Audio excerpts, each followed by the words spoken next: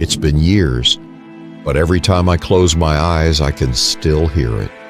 The sound of Mr. Harris's chair creaking over and over again, like he was just sitting there, staring and waiting for something or someone. I should have walked away the first night things started getting weird, but I didn't. And now, I can't shake the feeling that I was part of something I shouldn't have been. What I'm about to tell you, it's real. It happened to me, and I still don't know what the hell I walked into. I was in my early 20s when I started working part-time as a caregiver. It wasn't glamorous, but it paid the bills. I was a nursing student at the time, and I thought it'd be good experience, helping elderly people, doing simple tasks. It didn't require much experience, just someone to help with daily stuff, like making sure they eat and take their medicine. Most of the time I worked with Mr. Harris. He was an older man, quiet, mostly to himself, living alone in this small, run-down house. He didn't need much, just someone to make sure he was okay. He didn't talk much, just kept to himself. So, for the first few weeks, everything seemed normal. But then, things started to change. It was a Wednesday night. I remember it clearly. I had just finished dinner with Mr. Harris, and he was quieter than usual, barely touching his food. I tried to make conversation, but he just stared at me, like he couldn't hear me. I figured he was just tired, or maybe in a bad mood. So I didn't push him. But then, after I cleared the table, something happened that made me stop in my tracks. He stood up, no words, no warning, just stood up and walked into the living room. But he didn't sit down like usual. He sat in his chair, facing the wall, just staring at it.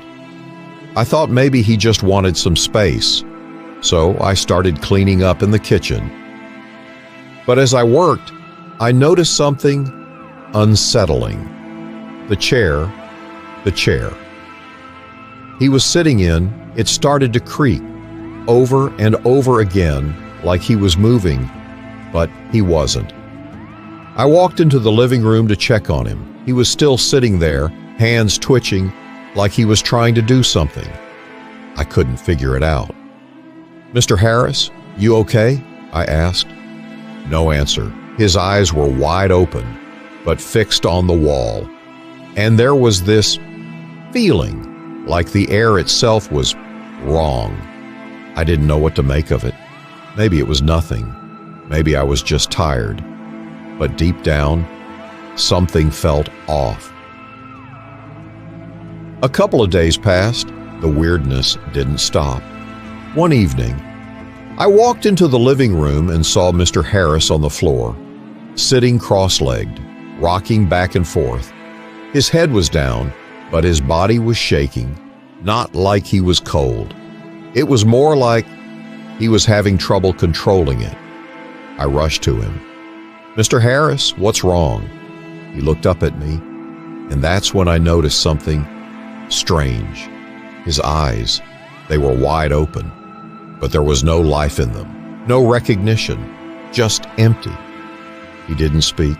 He just stared at me for what felt like forever. And then, just like that, he suddenly jerked his body upright and stood. It was unnatural, like a puppet whose strings had been pulled. Without a word, he walked into the hallway. I tried to follow him, but by the time I got to the hall, he was gone. He had disappeared into his bedroom. I stood there for a second, unsure what to do. But when I opened his bedroom door, he was sitting on his bed, facing the wall again, whispering. I couldn't make out the words, but I'll never forget the tone. It wasn't a normal voice. It was slow, deliberate, like he was talking to someone or something that wasn't there. "Mr. Harris, is everything okay?" I asked, stepping closer. He turned to look at me, but his expression, there was nothing there, just blank. "Don't listen to them," he said. His voice was low, like he was trying to hide something. "They're watching."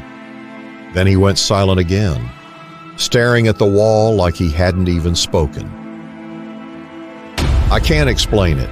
At first, I thought I was overthinking things, but that night, the house felt different. I started hearing things, little noises, like doors creaking open by themselves, things shifting around when no one was there. One night, I was sitting in the living room reading when I heard it, the sound of footsteps, quiet at first, then louder. I turned around fast, expecting to see Mr. Harris, but no one was there. I figured it was nothing. I went back to my book, but the footsteps came again, louder this time. I stood up, my heart pounding. I went to the hallway.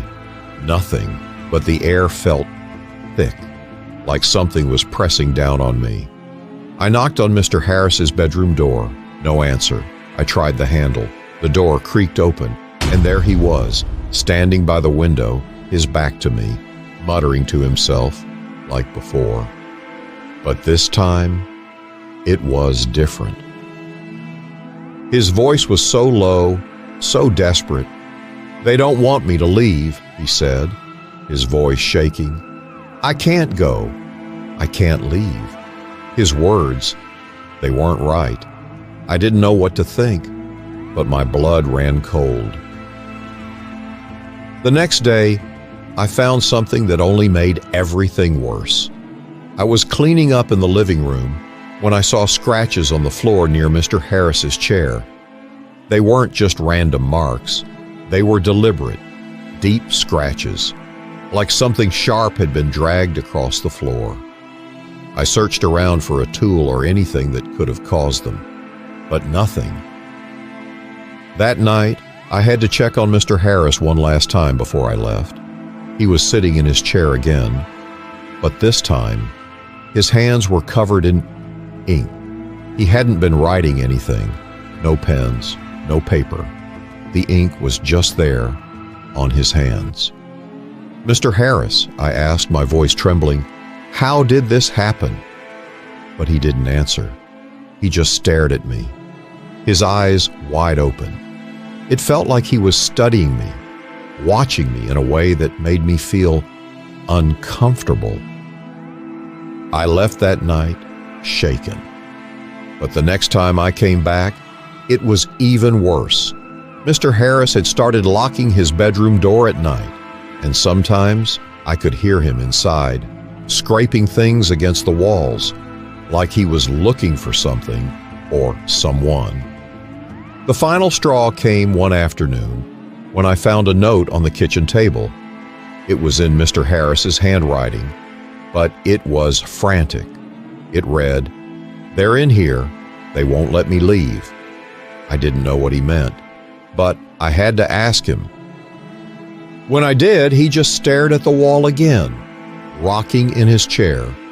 I never went back after that. The last time I saw Mr. Harris was just before I quit. The authorities said he passed away peacefully in his sleep, but something didn't sit right with me. I'll never know what really happened in that house. All I know is that the way Mr. Harris acted those last few days, it wasn't normal. And sometimes, when I think about it, I wonder if I was just imagining things. But deep down, I know I wasn't. Something was there, watching, waiting, and I don't think I'll ever forget it. So, tell me, would you stay in a place like that? Would you ignore the signs? Or would you listen?